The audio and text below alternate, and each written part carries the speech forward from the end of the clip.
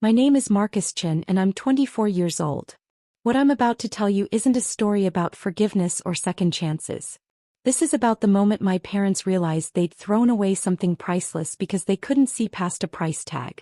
This is about the night my father stood in a crowd of 800 people and watched me become everything he said I'd never be. Before I tell you about that launch event, when Dad's voice cracked trying to call my name and I walked past him like he was invisible, I need to take you back to the beginning. Back to the house on Willow Creek Drive, where my parents calculated my worth down to the dollar and decided I wasn't a worthwhile investment. I grew up in a middle-class suburb of Seattle, the younger of two children. My older brother, David, was 17 when this story begins. A straight-A student, varsity baseball captain, already accepted to Stanford on a partial academic scholarship. He was everything our parents wanted. Naturally gifted, self-motivated, impressive on paper. I was the opposite. I struggled in school, especially with reading and math. What we didn't know until much later was that I had undiagnosed dyslexia and ADHD. All my parents saw was a kid who needed constant help, constant support, constant resources just to maintain C's and B's. "Why can't you be more like your brother?" my mother, Patricia, asked at least once a week. David never needed a tutor. David never needed extra help. Why do you have to make everything so difficult? My father, Richard, was more direct. "We're paying $200 a month for tutoring and your grades are still average. That's $2,400 a year on mediocrity. Do you know what that money could be doing if we invested it?" The only place I excelled was music. I'd started piano lessons at age 6, and while I struggled to read books, I could read music like breathing. My piano teacher, Professor Elena Vasquez, said I had a gift. That my fingers understood emotion in ways that couldn't be taught. "Marcus feels music," she told my parents during one of their rare appearances at a recital when I was 11. "He has genuine talent. With the right training he could—" "How much does the right training cost?" my father interrupted. Professor Vasquez looked surprised. "Well, if he wants to pursue this seriously, he'd need to increase to 2 sessions per week, enter competitions, eventually consider a pre-college conservatory program. So thousands of dollars for a hobby." My mother's voice was flat. "He can barely pass regular school. We're not funding a pipe dream." But they did keep paying for weekly lessons, mainly because it was the one thing that kept me quiet and out of trouble. Piano became my refuge. The 1 hour each week where I wasn't stupid, wasn't struggling, wasn't a disappointment. Professor Vasquez was in her 50s, a former concert pianist from Argentina who'd moved to the States to teach. She had dark eyes that missed nothing, silver-streaked hair she wore in an elegant bun, and hands that could coax magic from any keyboard. She lived alone in a beautiful old house near the university, dedicated entirely to her students. "You have something special, Marcus," she told me every week. "Don't let anyone convince you otherwise." By the time I was 14, my parents' resentment had reached a breaking point. David was finishing his first year at Stanford, and the bills were piling up despite his scholarship. I was still struggling through 8th grade, still needing weekly tutoring for $50 an hour, still costing them money for minimal return on investment. That's literally how my father put it, minimal return on investment. It happened on a Tuesday in April. I came home from school with my report card. 3 B's, 2 C's and 1 D in algebra. I'd actually improved from the previous semester. The tutoring was helping, but all my parents saw was the D. My father was waiting in the living room when I walked in, my mother beside him on the couch. David was there too, home for spring break, looking uncomfortable. "Sit down, Marcus," my father said. I sat in the armchair across from them, my stomach already sinking. "We've been doing some calculations," my father began, pulling out a spreadsheet. Because of course he had a spreadsheet. "Since you started struggling in elementary school, we've spent approximately $47,000 on your education. Tutors, learning specialists, testing, extra programs, supplies. $47,000. Do you know what David cost us in the same time frame? Maybe $5,000, and most of that was enrichment programs he chose, not remedial help he needed." "Richard," my mother said quietly, but she didn't stop him. "You're bringing home C's and D's despite all that investment," he continued. "Meanwhile, David's at Stanford maintaining a 3.9 GPA. Your piano lessons alone have cost us $15,600 over 8 years. For what? So you can play at 1 recital a year." "I love piano," I said quietly, Professor Vasquez says. Professor Vasquez makes money off you staying interested. My mother cut me off. Of course she says you're talented. This is her income stream. That's not fair, I protested. She really believes. Enough. My father held up his hand. We've made a decision. We're cutting off your tutoring and your piano lessons. David needs money for graduate school applications and we need to start saving for retirement. We can't keep throwing money at a child who isn't showing results. The room went silent. I looked at David, who was staring at his hands, refusing to meet my eyes. You're taking away my piano lessons? My voice came out small, broken. You're 14, my mother said. Old enough to understand priorities. We have limited resources and they need to go where they'll make a difference. David has a future in corporate law or business. You'll be fine. You'll graduate high school, get a normal job, live a normal life. Not everyone is meant for greatness, Marcus. Something inside me cracked. Professor Vasquez offered me a scholarship. A full scholarship to her summer intensive program. She believes in me. A scholarship means she keeps you hooked, my father said dismissively. Then later there are fees, travel costs, equipment costs. We've seen this before. The answer is no. But the discussion is over. My father stood up. You'll finish out this month's piano lessons since they're already paid for, but that's it. And tutoring ends immediately. You'll have to figure out school on your own like David did. If you're genuinely enjoying this story, please consider hitting that like button. Your support helps me continue creating content like this. I went to my room and cried for hours. Piano was the only thing I had. The only place I felt talented, capable, worthy. And they were taking it away because it didn't produce the returns they wanted. That night I heard them talking in the kitchen. I'd come downstairs for water and froze when I heard my name. Maybe we're being too harsh, my mother was saying. He's still just a kid. A kid who's costing us a fortune for nothing, my father replied. Patricia, be honest. Do you really think Marcus is going to do anything extraordinary? He's average. Below average considering how much help he needs. We're not being cruel, we're being realistic. David is our investment that's paying off. Marcus is a sunk cost. A sunk cost. That's what I was to my father. Not his son. Not a person with value. A failed investment. I went back upstairs, packed a backpack with clothes and essentials and wrote a note. I understand I'm too expensive. I'll figure it out on my own. Don't look for me. I left the house at 2 a.m. and walked 4 miles to Professor Vasquez's house. I slept on her porch until she found me at 6 a.m. when she came out to get her newspaper. Marcus. She was in her bathrobe, hair down, looking shocked. What on earth? I told her everything.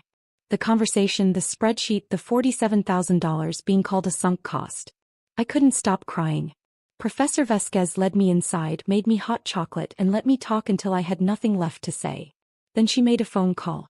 Yes, Patricia, this is Elena Vasquez. Marcus is at my house. He's safe. We need to talk. My parents arrived an hour later. They didn't look worried, they looked annoyed. Like I'd created an inconvenience. Marcus, you can't just run away because you don't like our decisions, my mother started immediately. Get your things. We're going home. Actually, Professor Vasquez said calmly, I'd like to speak with you both first. Marcus, would you wait in my studio? I went into the music studio. A beautiful room with a grand piano, walls lined with instruments and awards, and closed the door. But I could hear everything. Do you have any idea what you've done to that child? Professor Vasquez's voice was sharp, angry in a way I'd never heard from her. Telling him he's not worth investing in?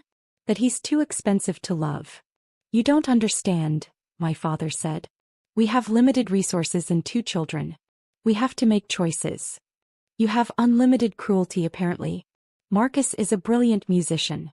I've taught for 30 years and I've never had a student with his natural gift for emotional interpretation. He could be extraordinary.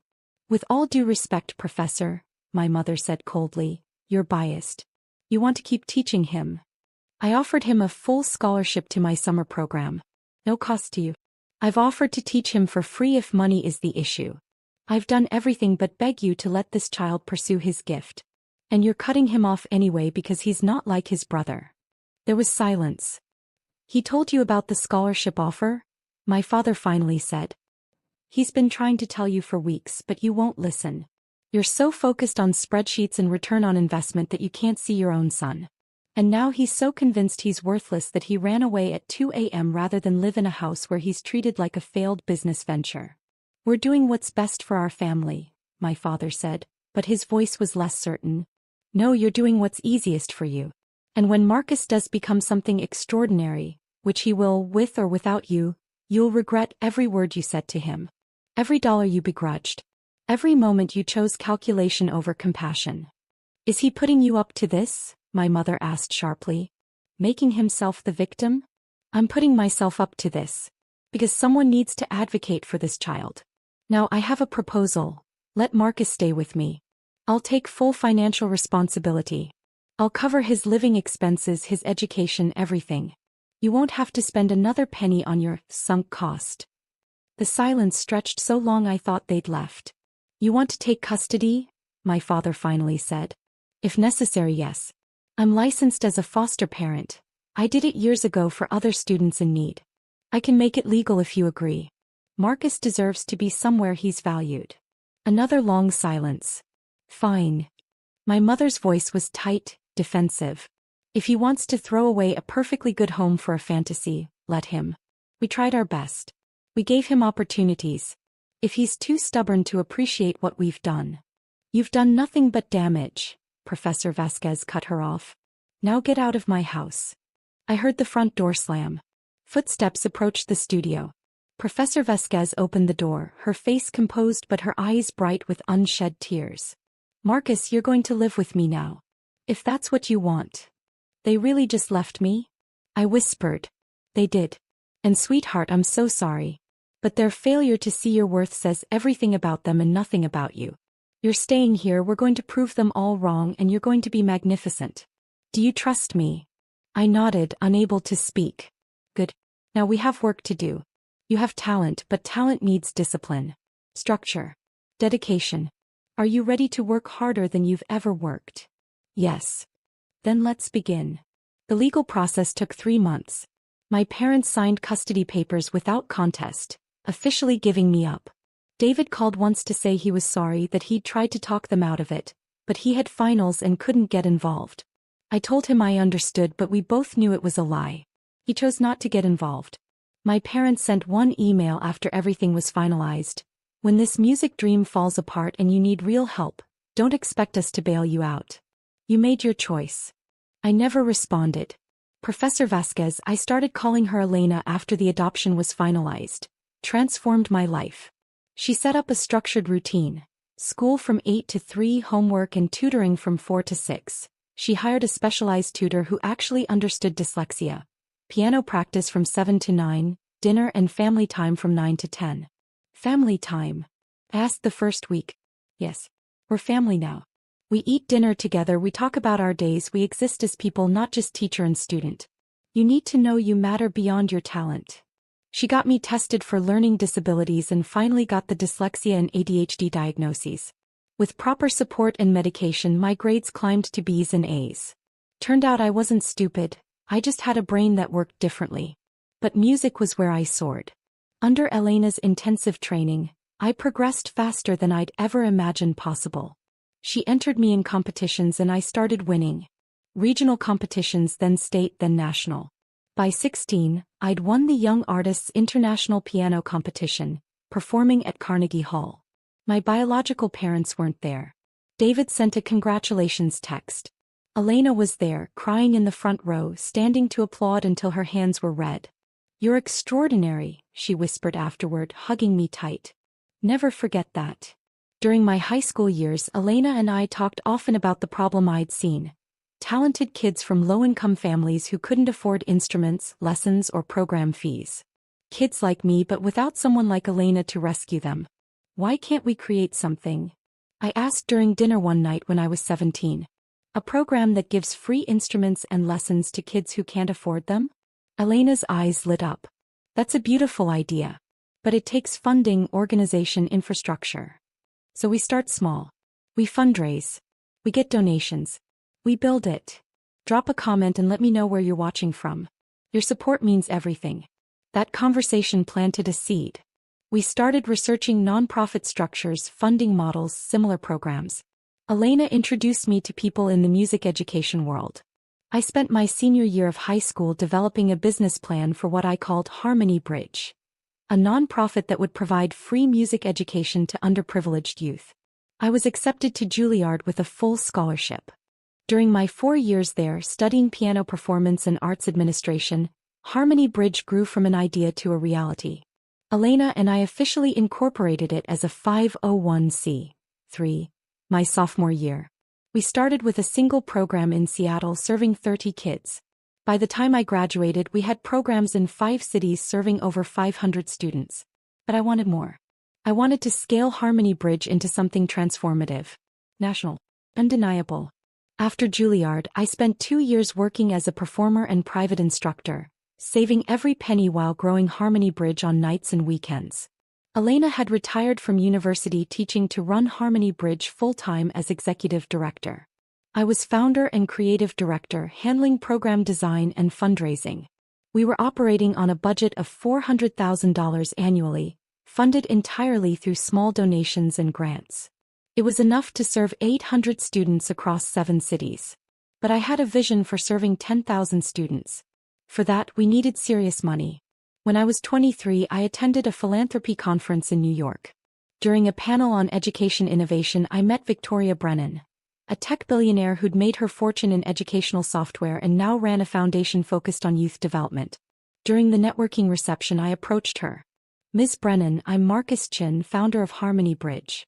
We provide free music education to underprivileged youth. I'd love 2 minutes to tell you why this matters. She looked at me, young, earnest, probably the 100th person who'd pitched her that day, and said, "You have 1 minute. Impress me." I was kicked out by my parents at 14 because they decided I wasn't worth the investment. My piano teacher adopted me and showed me that talent isn't about money, it's about access and belief. Harmony Bridge has transformed 800 kids' lives in 2 years on a shoestring budget. With real funding, we could reach 10,000 kids annually. Kids who will become musicians, teachers, creators. Kids who'll transform their communities the way I'm transforming mine. That's not just music education. That's generational change. Victoria studied me for a long moment. Where did you go to college? Juilliard. Full scholarship. Impressive. Send me your deck. If the numbers work, we'll talk. I sent the pitch deck the next morning. 2 weeks later, I received an email. Let's meet. Bring your executive director. Elena and I flew to San Francisco. Victoria's foundation offices were stunning, glass and steel with views of the bay. We presented our vision, a $25 million capital campaign to expand Harmony Bridge to 30 cities over 5 years, serving 10,000 students annually with free instruments, lessons and performance opportunities. Victoria asked tough questions. She challenged our cost models, our scalability plans, our impact measurements. Elena and I had answers for everything. We'd spent years preparing for this moment. At the end of the 3-hour meeting, Victoria leaned back in her chair. I started coding at 12 because a teacher gave me access to a computer I couldn't afford. That access changed my life. I see the same thing in your model. You're not just teaching music, you're opening doors. I'm in for $15 million seed funding. But I want 2 things in return. My heart stopped. $15 million? 1. You stay as founder and face of the organization. This story starts with you and people need to see that. 2. You launch publicly with an event that showcases your students and tells your story. Make people care. Make them donate. Turn this into a movement. We can do that, Elena said, squeezing my hand under the table. Then let's change some lives. The contract was signed within a month.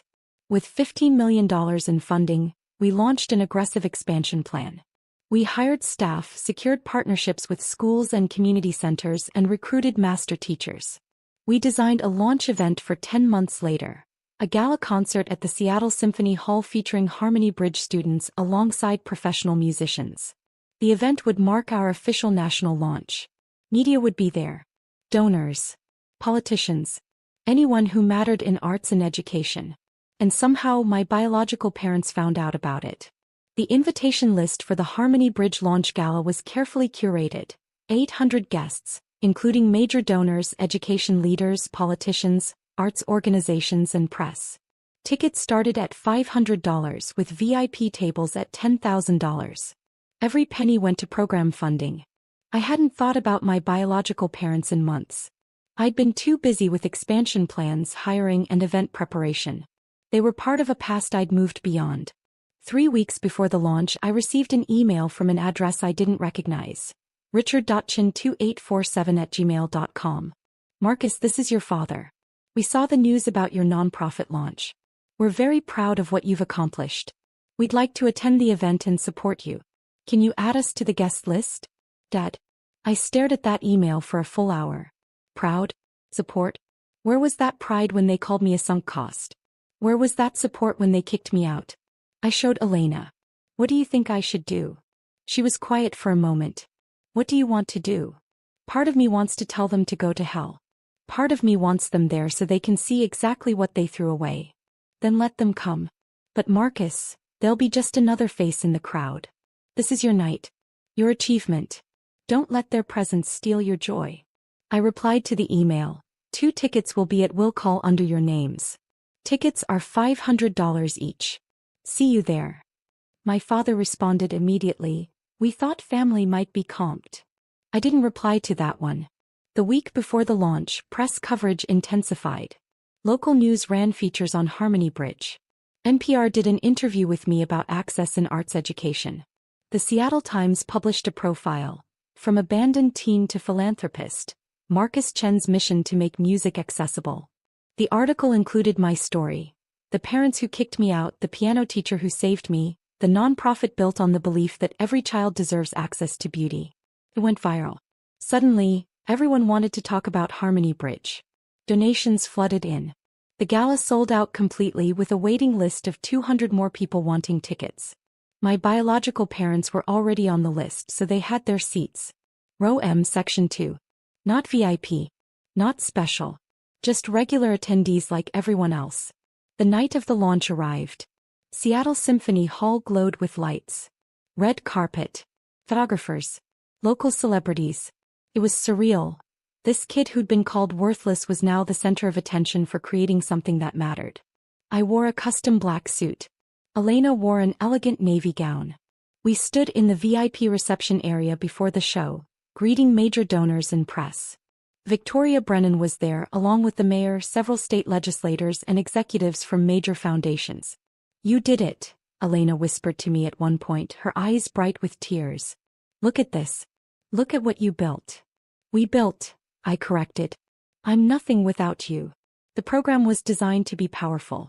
First half, Harmony Bridge students performing, kids from tough neighborhoods, foster care, homeless shelters, all playing instruments we'd provided, showcasing talent that would have gone undiscovered without access. Second half, professional musicians joining students in a collaborative concert. Then my keynote speech and the official campaign launch. As showtime approached, I did a final check backstage. 12 student performers ages 8 to 17, all dressed in formal concert attire we'd provided. They were nervous and excited, some of them performing on stage for the first time. You're going to be amazing, I told them. Remember why we're here. To show the world that talent has nothing to do with money. You're proof of that. Go out there and play like you own that stage. They did. The first half was transcendent. An 11-year-old girl from a domestic violence shelter played Chopin with such delicate emotion that people openly wept. A 15-year-old boy who'd been living in his car 6 months ago performed an original jazz composition that brought the audience to its feet. Every single student was brilliant. During intermission, I stayed backstage preparing for my speech. Elena found me pacing. They're here, she said quietly. Your parents. I saw them in their seats. They both look, I don't know, uncomfortable. Good. The second half began. Professional musicians from the Seattle Symphony joined our students for collaborative pieces. The visual was powerful, world-class performers treating these kids as equals playing side by side. It made the statement we wanted. Talent deserves respect regardless of circumstance. Then it was time for my speech. The lights dimmed. A video began playing on the screens. Highlights from Harmony Bridge programs, testimonials from students and parents, statistics on the impact of arts education. Then my introduction. Ladies and gentlemen, Please welcome the founder of Harmony Bridge, pianist and advocate for music education equity, Marcus Chen. The applause was thunderous as I walked onto the stage. 800 people on their feet. I reached the podium, adjusted the microphone, and looked out at the audience. I found Elena first, front row center, already crying. I found Victoria Brennan smiling proudly. I found the mayor, legislators, donors who'd believed in this vision. And I found my parents. Row M, section 2. My mother looked older, worn. My father had gained weight, lost more hair. They both looked overwhelmed, like they couldn't quite believe this was real. My father's eyes met mine. He opened his mouth like he was going to say something, call my name, try to get my attention, but no sound came out. His voice cracked silently, lost in the vastness of the hall. I looked away. 10 years ago, I began, my voice steady and clear, I was told I wasn't worth investing in, that I was too expensive, that the money spent on my education, on helping me pursue what I loved, was wasted because I wasn't showing the right kind of results. The audience was silent, hanging on every word. I was 14 years old when my parents kicked me out of their house because keeping me cost too much. They had another child who was succeeding in traditional ways, and I was the one who needed tutoring, who needed accommodations, who needed support to pursue music. I was told I was average. Below average. A sunk cost. I could see people in the audience reacting, glancing around, probably trying to figure out if my parents were present. Some had read the news articles and knew this story. But one person saw something different. My piano teacher, Professor Elena Vasquez. I gestured to Elena and the spotlight found her. Didn't see a cost. She saw a child with talent and no support. She took me into her home, adopted me, and gave me the opportunity to pursue my gift. She invested everything in me, not because she expected returns, but because she believed every child deserves the chance to discover their potential. Elena was crying openly now, hand pressed to her heart. Elena taught me that access changes everything. That talent exists everywhere, but opportunity does not. That there are thousands of kids like me, brilliant, creative, passionate kids, who will never discover their gifts because they can't afford a $30 used guitar or a $50 piano lesson. Harmony Bridge exists to change that. To give those kids what Elena gave me, a chance. The applause started, building to a roar. I waited for it to quiet. Tonight we're launching a $25 million campaign to bring Harmony Bridge to 30 cities. To serve 10,000 students annually.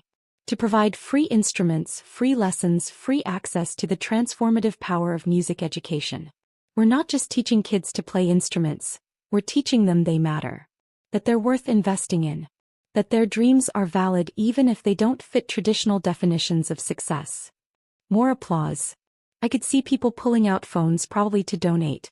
To everyone who's supported Harmony Bridge, our donors, our volunteers, our partner organizations, thank you. You're changing lives. You're opening doors. You're telling kids they're worth it. I paused, looking directly at my biological parents for the first time since starting this speech. And to anyone watching who's ever been told they're not worth the investment, you are. Your worth isn't measured in dollars or traditional success metrics. You deserve support, opportunity, and belief. Don't let anyone convince you otherwise. The audience stood applauding. The sound was overwhelming, powerful, validating.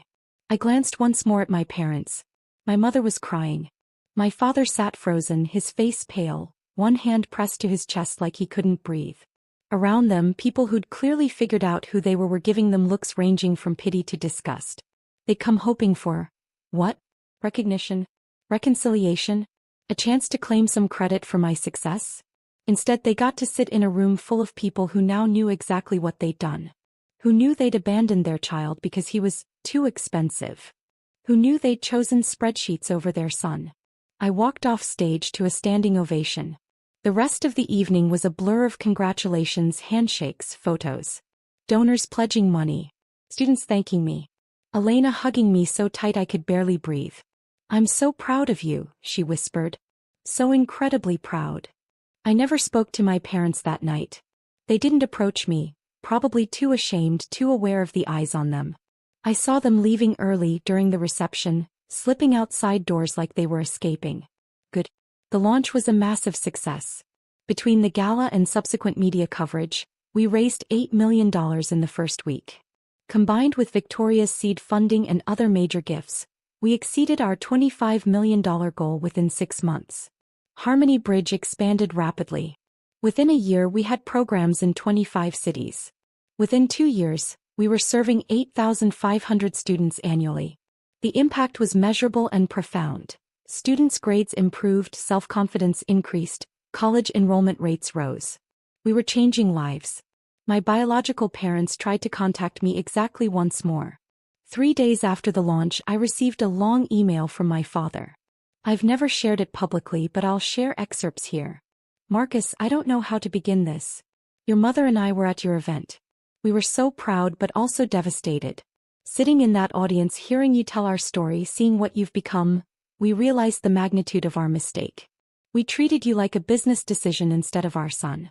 We prioritized money over you. We were wrong. Terribly, unforgivably wrong. I know we don't deserve forgiveness, but I'm asking anyway. Can we talk? Can we try to rebuild? We want to know you.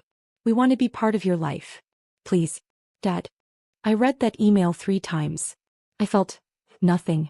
No anger, no satisfaction, no sadness. Just nothing. I replied with one line, "You made your choice 10 years ago. I made mine tonight. Good luck with your lives." Then I blocked the email address. My brother David reached out separately.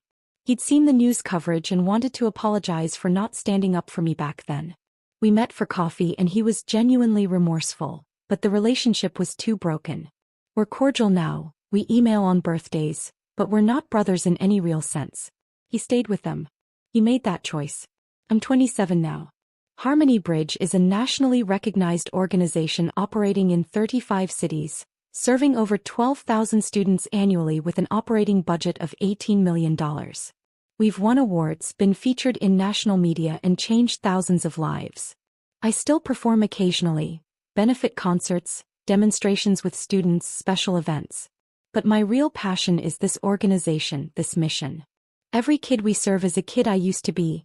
Talented but unsupported, passionate but dismissed, worthy but told otherwise. Elena is 63 now, still our executive director, still my mom in every way that matters. She walks through our programs and cries happy tears seeing kids discover music the way I did. She tells them they're extraordinary. She makes them believe it. I heard through mutual acquaintances that my biological parents divorced 2 years ago. The shame of the public exposure apparently destroyed what was left of their marriage. My father is living alone in a small apartment. My mother moved to Arizona to be near her sister. David checks in on them occasionally out of obligation, but even he admits the relationship is strained. They lost everything trying to protect their investments. Meanwhile, the son they threw away built something that outlasted them. Sometimes people ask if I ever regret the speech at the launch. If I think I was too harsh making my parents' abandonment public like that. I don't regret it. That speech wasn't about revenge, it was about truth. It was about showing every person in that room and everyone who heard the story afterward, that children aren't investments to be calculated. They're people to be loved, supported, and believed in regardless of the price tag. My parents taught me what not to be. Elena taught me what to be. And Harmony Bridge is the result of both lessons. If you're reading this and you've been told you're too expensive, too difficult, not worth the investment, please hear me. Those people are wrong. Your worth isn't determined by what you cost or what you produce. Your worth is inherent. You deserve support, opportunity, and unconditional belief. Find your Elena. Find the people who see your potential and invest in you because they believe in you, not because they expect returns. Build something meaningful with that support. And then prove every doubter wrong by becoming exactly who you were meant to be. I'm living proof it's possible. And Elena. Thank you. For seeing me when I was invisible. For believing in me when I was called worthless. For teaching me that love isn't conditional and family isn't biology. Everything I am, everything I've built, exists because you said yes to a scared 14-year-old kid on your doorstep. I love you. Always. This is Marcus Chin, founder of Harmony Bridge, reminding you that every child deserves access to beauty, opportunity, and unconditional belief. We're going to keep opening doors until every kid gets that chance. Thank you for listening to my story.